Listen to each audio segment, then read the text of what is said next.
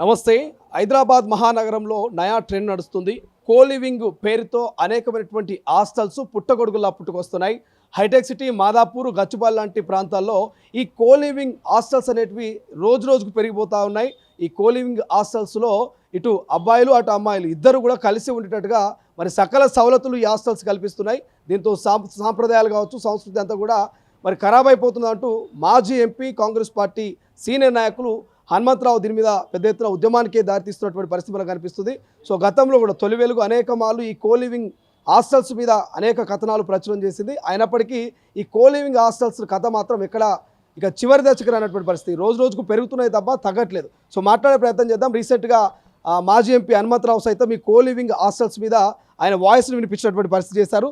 So Hanumantharao గారు ఎట్లా చూస్తారు? ఈ కోలివింగ్ హాస్టల్స్ గురించి ఏం చెప్తారు? పుట్టగొడుగుల లెక్క రోజుకొకటి పుట్టుకొస్తున్నాయి. దీనివల్ల ఏమవుతుంది, సమాజంలో రాంగ్ మెసేజ్ పోతుంది. దీనివల్ల ఏమవుతుంది, ఒకే రూమ్లో మగ ఆడవాళ్ళకి ఇద్దరికి కోలివింగ్ స్పేసెస్ పెట్టడం వల్ల ఇంకా అనర్థాలు ఎక్కువైపోతాయి. ఇవాళ నేను ఒక ఇన్సిడెంట్ చూసిన, ఈ రేప్ చేసే సీన్లు కూడా పెట్టి అది కూడా అమ్ముకుంటున్నారు. ఇది ఎక్కడనో ఒక దగ్గర దీన్ని పులిస్ స్టాప్ పెట్టాలి.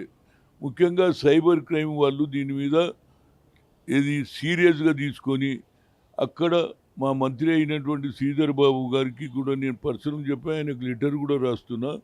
మొట్టమొదలు కోలివింగ్ స్పేసెస్ ఇమీడియట్గా ఆపేసేయాలి.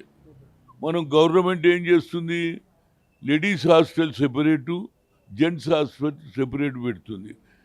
ఒక పక్క ఇంకో వాతావరణం కొత్తగా అయిపోయింది. లవ్ చేస్తున్నారు ఒకరితోటి, పెళ్లి చేసుకుంటున్నారు ఇంకోళ్ళు. తల్లిదండ్రులు ఇంకో పెళ్లి చేస్తే ఇష్టం లేనప్పుడు ఏం చేయాలి? నేను పలానాతో లవ్ చేస్తున్నా, నేను వాన్నే పెళ్లి చేసుకుంటా అని చెప్పాలి. తల్లిదండ్రులకు చెప్పరు. పెళ్లి చేసిన తర్వాత ఆ భర్తను ఎట్లా చంపాలని స్కెచ్ కూడా వాళ్ళు వేస్తున్నారు. ఇంత అన్యాయం అయితే నేను ఎందుకంటే ఇది మా ముఖ్యమంత్రి రేవంత్ రెడ్డి గారు #1 సిటీ చేయాలంటుండు. ఉద్యోగాల అభివృద్ధిలో మంచి పట్టణం పేరు రావాలండి. ఇది #1 తెలంగాణ కావాలన్నప్పుడు ఇలాంటి చెడు సాంప్రదాయాన్ని ఫినిష్ చేయాలి. దీని మీద సైబర్ ఇమీడియట్గా కోలివింగ్ స్పేసెస్ను బంద్ చేయాలి ఒకటి. రెండోది, ఇలాంటి వాతావరణం రోజు రోజు పెరిగిపోతుంది. కొందరేమో కడుపు తిప్పలలో ఏది తిండి గడవక వాళ్ళు కూడా ఈ మన ఏది ఆడ అదేవిధంగా మగోళ్ళు కలిసినటువంటి చిత్రాలు కూడా అమ్ముకునే పరిస్థితి వస్తుంది. కనుక దాని మీద ఈ చెడు సాంప్రదాయం పోవాలి. ఎప్పుడు చూడలే నేను ఆనాడు సావిత్రి పూలే చదువుకొని పిల్లలకు చదువు నేర్పించి సాంప్రదాయం వ్యతిరేకంగా తప్పుడు సాంప్రదాయాన్ని అరకట్టినటువంటి కుటుంబం అది. అలాంటి ఆలోచన రావాలి. నేను చిన్నగా ఉన్నప్పుడు ఒక సినిమా చూసిన, సత్య హరిశ్చంద్ర. యముడు ఎత్తుకపోతున్నాడు, ఆమె భర్తను తీసుకుపోతుంటే భార్య కాళ్ళ మీద పడ్డది. నా మొగన్ని వదిలేయండి, నా మొగన్ని తీసుకుపోతే నా సంగతి ఏందని ఏడ్చిన సినిమాలు చూసిన. అలాంటి వాతావరణం చెడిపోతుంది. కనుక దీని మీద ప్రభుత్వం కఠిన చర్యలు తీసుకోవాలి. ఇలాంటి సంఘటనలు సీరియస్గా 4 రోజులు, 6 నెలలు, ఏడాది కేసు నడవద్దు. 3 నెలల లోపల దీని మీద నిర్ణయాలు తీసుకోవాలి. ఇలాంటి సంఘటనలు ఉండడం చంపితే, గతంలో ఏముంటుండే ఫ్రాక్షన్ మర్డర్స్ ఉంటుండే, ఇప్పుడు లవ్ మర్డర్స్ అవుతున్నాయి. కానీ ఎందుకు ఇట్లా తయారవుతున్నాడు? ఒక 10th క్లాస్ అమ్మాయి పట్టుమని 16 ఏళ్ళు లేవు, ప్రేమ పేరుతోటి కన్న తల్లిని చంపుతున్నది. ఒక ఆమెనేమో ఉంచుకున్నోని కోసం కట్టుకున్న భర్తను నెల రోజులు పెళ్ళైన నెలకే చంపుతున్నది. వరుసగా ఈ మధ్య మహిళలు ఎక్కువగా మగవాళ్ళని మర్డర్ చేస్తున్నటువంటి సందర్భం కనపడుతుంది. ఎందుకు ఈ రకమైనటువంటి మార్పులు వస్తున్నాయంటారు సమాజంలో? దీని మీద ఏదైతే మేధావుల సంఘాలు ఉన్నాయో, ఏదైతే హ్యూమన్ రైట్స్ కానీ, సైకాలజీ వాళ్ళు కానీ, డాక్టర్లు కానీ, ఇంజనీర్లు కానీ దీని మీద ఒక సెమినార్లు పెట్టి ఇది తప్పు, ఇలాంటి వాతావరణం చెప్తే ప్రజలకు అర్థమవుతుంది. ఇలాంటి వాతావరణం చాలే. ముఖ్యంగా తల్లిదండ్రులు కూడా పెంచే విధానంలో, ఎందుకంటే తల్లే భర్తను చంపితే తండ్రిని చంపిన సీన్ చూస్తే మళ్ళీ ఆ పిల్లలు కూడా అదే అలవాటు అవుతుందా లేదా? కనుక ఇది చాలా సీరియస్ ఇష్యూ ఉన్నది. కనుక నేను ముఖ్యమంత్రి గారిని కూడా కోరుతున్నా, ఇలాంటి సంఘటనలు జరగకుండా సైబర్ క్రైము ఒక పక్క ఆపాలి. అదేవిధంగా ఏది కో లివింగ్ స్పేసెస్ కూడా పనిచేయాలి. మూడో పాయింట్ ఏంటంటే జ్యుడిషియరీ కూడా వాయిదాల మీద వాయిదాలు వేయకుండా 3 నెలల లోపల నిర్ణయం తీసుకోవాలి. దీని మీద కఠిన చర్య. మళ్ళీ ఏ ఆడపడుచు కూడా భర్తను చంపాలనో తల్లిని చంపాలనే ఆలోచన రాకుండా చూడడానికి జ్యుడిషియరీ కూడా సీరియస్గా ఏది 6 ఏళ్లకో 10 ఏళ్లకో వర్డిక్ట్ కాదు, ఇమీడియట్గా తీసుకోవాలి. దీనికి ఇంకో కారణం కూడా చెప్తున్నా. హాజీపూర్లో 3 అమ్మాయిలను రేప్ చేశాడు, మర్డర్ చేశాడు. దాని మీద కింది కోర్టు, నల్గొండ కోర్టు జడ్జిమెంట్ ఇచ్చింది. దానికి ఇప్పటి వరకు జ్యుడిషియరీ హైకోర్టు అప్రూవల్ ఎందుకు ఇవ్వదండి?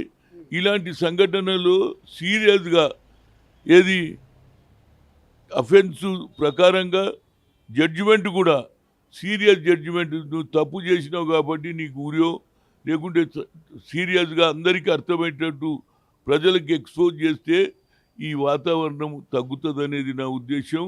నేను శ్రీధర్ బాబు గారికి మొదలే కో లివింగ్ స్పేసెస్ను పనిచేయాలి. ఒకటి సైబర్ క్రైమ్ కూడా ఇవాళ షీ అని పెట్టిండ్రు, ఏది మహిళలకు జరగ, వాళ్ళు కూడా దీని మీద సెమినార్స్ పెట్టాలి. ఇది తప్పు, ఇలాంటి వాతావరణం చేయొద్దు. మన కల్చర్ ఏంది, మన హిందూ సాంప్రదాయం ఏమిది, ఆలుమొగలు ఉండాలి. అది చూడండి, 18th సెంచరీలో సావిత్రి పూలే, జ్యోతిరావు పూలే స్కూళ్ళు పెట్టి ఏదైతే తప్పుడు భర్త చనిపోతే ఒక ఆనవాయితుండే భార్య ఎంటికలు తీసేది, అది కూడా ఆపినరా లేదా? బావుల దగ్గరికి పోకపోతే ఏది సమాజంలో హరిజనులను రానియకపోతే అది కూడా వాళ్ళు ఉద్యమం చేశారు. అలాంటిది ప్రతి ఒక్కరు కూడా ఇంటలెక్చువల్స్ కూడా ముందుకు రాంచి ఇలాంటి సమావేశాలు పెట్టి సెమినార్స్ పెడితే కొంత తగ్గుతుంది. అర్జున్ రెడ్డి లాంటి సినిమాలలో కూడా హనుమంతరావు గారు దాన్ని సీరియస్గా వ్యతిరేకించారు. ఆ ముద్దు సీన్లు కావచ్చు, ఇతర సన్నివేశాలని తీసేయాలని మీరు ఫైట్ చేశారు. ఇప్పుడు కో లివింగ్కి సంబంధించినటువంటి హాస్టల్స్ మీద మొదటి వ్యక్తి ఒక ప్రజాప్రతినిధిగా మీరు మాత్రమే స్పందించారు. రేపు దీన్ని ఒక ఉద్యమంగా మార్చే అవకాశం ఉందా? తప్పనిసరిగా ఎన్ఎస్యుఐ యూత్ కాంగ్రెస్ పిల్లలు కూడా దీని మీద ప్రచారం చేయాలి. ఇది తప్పు. మన సంస్కృతి ఏంది, అక్క చెల్లెళ్ళను మనం అభిమానిస్తాము. భార్యాభర్తలు కలిసి ఉండాలి. ఇద్దరు కలిసి ఉన్నారు కాబట్టి సమాజంలో ఒక మార్పు తెచ్చిండ్రా లేదా? భార్యాభర్తలకే సరి అయిన సంబంధం లేకపోతే పిల్లలు పెరిగే వాళ్ళ ఆలోచనలో కూడా మార్పు వస్తుందా లేదా? ఇప్పుడే మీరు చెప్పినట్టు తల్లిని బిడ్డ చంపేస్తుంది, భర్తనేమో భార్య చంపేస్తుంటే ఈ కల్చరు మరి #1 సిటీ అన్నప్పుడు ముఖ్యమంత్రి గారు దీని మీద కూడా ఆలోచన చేసి ఇలాంటి సంఘటనలు జరగకుండా కేవలం ప్రభుత్వమే కాదు, ఏదైతే విద్యావంతులు అయినటువంటి వాళ్ళు, హ్యూమన్ రైట్స్ అటువంటి వాళ్ళు ప్రతి ఇష్యూ నక్సలైట్ల చంపంగానే వాళ్ళు ఎట్లా చంపినని ఉద్యమాలు తీస్తున్నారు. మరి ఇలాంటి చెడు వాతావరణం, కడుపు తిప్పలకు వాళ్ళే సినిమాలు తీసి చూయించడం ఏంది, ఇవన్నీ తప్పు జరుగుతుంది. దీని మీద జ్యుడిషియరీ కూడా ఒక కన్ను పెట్టి ఇమీడియట్గా ఏది వాయిదాల మీద వాయిదాలు వేయకుండా 3 నెలల లోపల ఒక చర్చ జరిగి డిస్కషన్ జరిగి దీని మీద సీరియస్ జడ్జిమెంట్ ఇస్తే భయం ఏర్పడుతుంది. అరే ఇట్లా మనం చంపితే మనకు కూడా అన్యాయం జరుగుతుంది, మనం కూడా చంపుతారనే ఆలోచన కలగాలనంటే జ్యుడిషియరీ కూడా దీని మీద సోమూటో కింద మీరు కేసులు తీసుకుంటున్నారు. మరి సోమూటో కింద ఇలాంటి కేసులు కూడా తీసుకొని దీనికి ఇమీడియట్గా జడ్జిమెంట్ ఇస్తే ప్రజలలో ఆలోచనలో మార్పు వస్తుంది. అదేవిధంగా ప్రభుత్వానికి కూడా మంచి పేరు వస్తుంది. ముఖ్యంగా సైబర్ క్రైమ్ వాళ్ళు షీ అనే ఆర్గనైజేషన్ కూడా సీఎం గారు పెట్టారు, మహిళల మీద జరుగుతారు. కానీ ఇలాంటి సంఘటనలో షీ వాళ్ళు కూడా సెమినార్స్ పెట్టాలి. అదేవిధంగా ఏది మన హ్యూమన్ రైట్స్ వాళ్ళు సెమినార్ పెట్టాలి. అదేవిధంగా కాంగ్రెస్ పార్టీ యువకులు, స్టూడెంట్స్, యూత్ అండ్ ఎన్ఎస్ఏ వాళ్ళు కూడా దీని మీద సెమినార్లు పెట్టి దీన్ని ఆపాలి. అప్పుడే సమాజంలో మార్పు వస్తుంది. అప్పుడు తెలంగాణ #1 సిటీగా పేరు కావాలనేది నా ఉద్దేశం. ఎన్నో అభివృద్ధి కార్యక్రమాలు చేస్తున్నారు. దీంతోపాటు చెడును కూడా తక్కువ చేయడానికి ప్రయత్నం చేయాలి. దాని గురించే రేపు నేను ఏది మన పీవీఆర్ సినిమా థియేటర్లో మహాత్మా జ్యోతిరావు పూలే సినిమా చూపిస్తున్నా. మీడియా మిత్రులకు అందరు పిలుస్తున్నా. మీడియా కూడా ఇలా పెద్ద మీ మీద రెస్పాన్స్ ఉంది. మీడియా మీద వాళ్ళు కూడా చెడును తక్కువ చూపించి సోషల్ మీడియాలో ఏది పడితే అది పెడుతున్నారు. సోషల్ మీడియా మిత్రులకు కూడా కోరుతున్నా, ఇలాంటి మీరు ఎక్కువ ప్రచారం చేస్తే ఇది అలవాటు అయిపోతుంది. అలవాటు అయిపోయి మన భారతదేశ సంస్కృతి ఎక్కడ పోతుంది? మనం తల్లి ఇలాగా అక్కలాగా ప్రేమించే ఆడపడుచులలో కూడా మార్పు వస్తుంది. అదేవిధంగా మగవాళ్ళలో మార్పు వస్తుంది. కనుక ఈ ఈ చెడు సమాచారాన్ని ఫినిష్ చేయాలంటే అందరూ కూడా ముందుకు రావాలి. దీన్ని ఆపడానికి ప్రయత్నం చేస్తే అప్పుడు మంచి నంబర్ 1 సిటీగా తయారు కావాలి తెలంగాణ అనేది నా ఉద్దేశం. ఫైనల్గా ఏం చెప్తారు? 16 ఏళ్ళకే ప్రేమలో పడే అమ్మాయిలకైనా అబ్బాయిలకైనా హనుమంతరావు ఏం చెప్పదలుచుకున్నారు? ఒక మెసేజ్ ఏమి ఇస్తారు యూత్కి? ఏది ఒకటే చెప్తా, ఇలాంటి వాతావరణాన్ని తగ్గించండి, ప్రేమ పెంచుకోండి. ఈ కక్ష సాధింపులు ఏమిటి?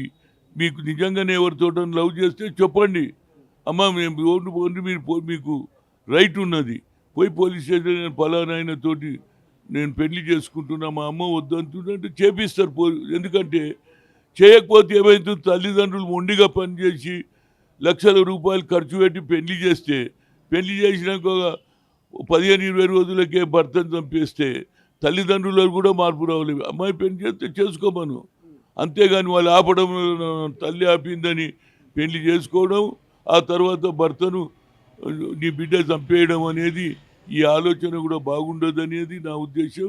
దీనికి ఏదైనా ప్రభుత్వం సీరియస్ తీసుకోవాలి, జ్యుడిషియరీ కూడా తీసుకోవాలి. ఇప్పటిదాకా హాజీపూర్ల సంఘటనకు 5 ఏళ్ళు అవుతుంది, ఇప్పటిదాకా వడ్డీకి లేదు. నేను సుప్రీంకోర్టు చీఫ్ జస్టిస్ రమణ గారికి లెటర్ రాసిన, ఇక్కడున్న ఏది హైకోర్టు చీఫ్ జడ్జి కూడా రాసిన.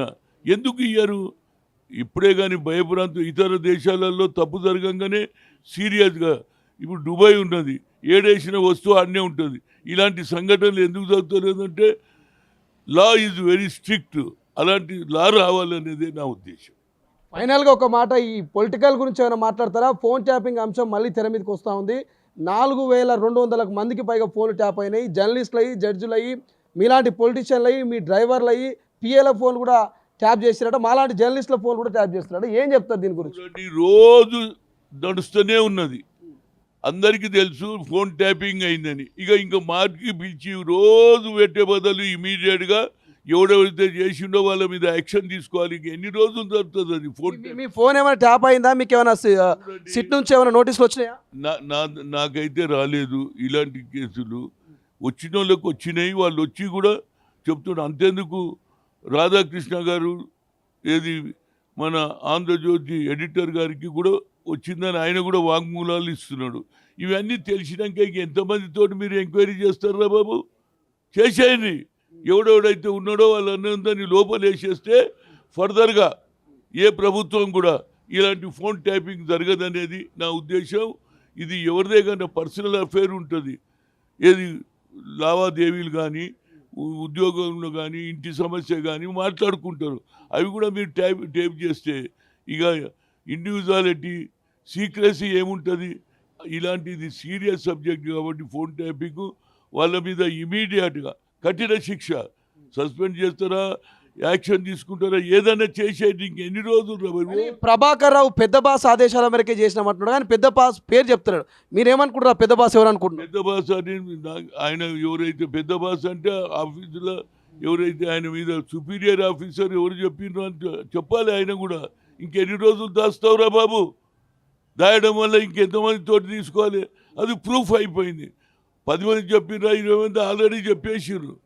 రాజకీయ నాయకులు చెప్పిండ్రు, ఆఫీసర్లు చెప్పిండ్రు, అన్నీ చెప్పిర్రు. ఆఖరు ఆంధ్రజ్యోతి ఎడిటర్ కూడా వచ్చిందని ఆయన కూడా వాంగ్మూలాలు తీసుకుంటున్నారు. ఇక ఆపి ఇమీడియట్గా యాక్షన్ తీసుకోమని నేను కోరుతున్నాను.